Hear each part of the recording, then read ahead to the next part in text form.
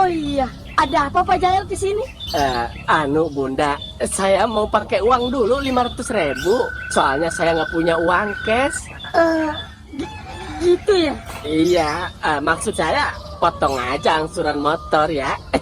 Tapi gini aja deh, saya juga nggak mau ketipu ya Pak ya. Siniin dulu STNK sama BPKB-nya, baru saya kasih 500.000. Aduh, alah, ya masih di sono atuh di rumah si Rungkan BPKB-nya. Apa gua ke rumah si Rungkan aja ya? Siapa tahu lagi nggak ada orangnya.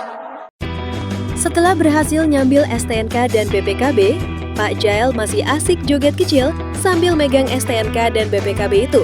Senyumnya lebar, kepalanya goyang ke kanan kiri, ngerasa dunia lagi baik banget sama dia.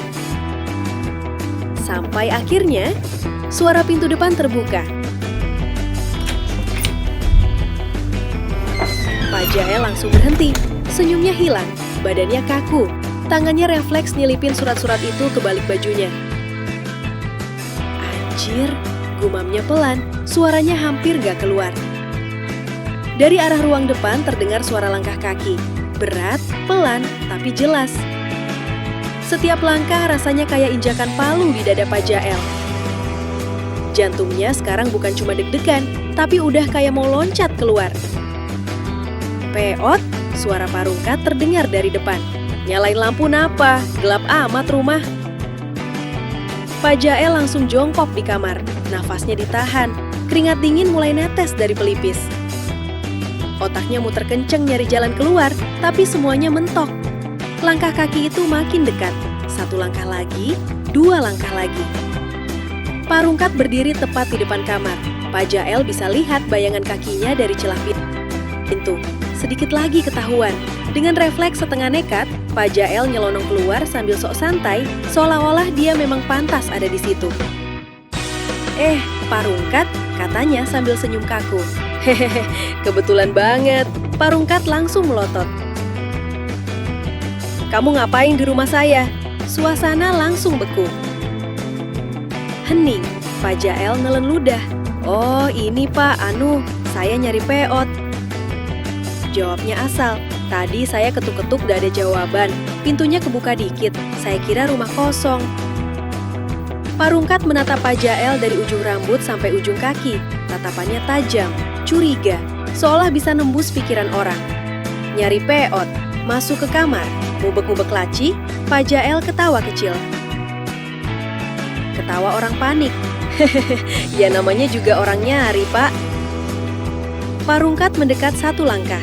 Pak Jael mundur satu langkah, dan di momen itu, sebuah kertas kecil jatuh dari balik baju Pak Jael. Pluk, Pak Rungkat langsung melihat ke bawah. Wajahnya berubah, Pak Jael refleks nunduk juga, dan dia sadar itu fotokopi STNK. Mati, bener-bener mati. Pak Jael kaku, Pak Rungkat terdiam. Detik itu terasa lama banget bro, kayak dunia berhenti muter. Pak Rungkat perlahan mengambil kertas itu, lalu menatap Pak Jael lagi. Tatapan kali ini beda. Jael, kata Pak Rungkat pelan tapi dalam. Kamu jelasin sekarang, pelan-pelan, jangan bohong. Pak Jael tahu satu hal pasti, kalau dia bohong lagi, cerita ini nggak bakal berakhir baik. Tapi, begitu Pak Rungkat menunduk mengambil kertas yang jatuh itu, Pak Jael langsung sadar, ini bukan momen buat mikir. Ini momen buat hidup. Tanpa aba-aba, Pak Jael langsung loncat mundur. Pak, saya jelasin. Belum selesai kalimatnya, kakinya udah melangkah mundur cari celah kabur. Pak Rungkat yang masih pegang fotokopian STNK itu langsung teriak. Jael, berhenti! Tapi Pak Jael gak denger apa-apa lagi. Yang dia denger cuma suara jantungnya sendiri. Duk, duk, duk. Dengan gerakan setengah panik setengah nekat, Pak Jael langsung lari ke arah dapur, hampir nabrak kursi, nyenggol meja, dan kesandung kesep.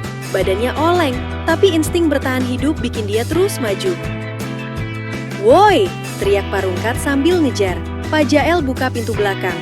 Brak, langsung nyelonong keluar rumah. Kakinya hampir kepleset tanah basah, tapi dia tetap lari, gak peduli sandal lepas sebelah. Anjir, anjir, anjir. Itu satu-satunya doa yang keluar dari mulutnya. Dari belakang terdengar suara Parungkat dan Peot. "Berhenti! Kamu mau kemana?" Pak Jael lari zigzag, loncat pagar kecil, nyenggol jemuran. Satu kaos jatuh nutup mukanya. Dia cabut kaos itu sambil mos-mosan. "Maaf ya Bu, darurat." Dari kejauhan, Parungkat makin dekat. Napas Pak Jael gak beraturan, pikirannya kacau. Satu hal yang jelas di kepalanya sekarang. Hidupnya gak bakal tenang lagi setelah hari ini.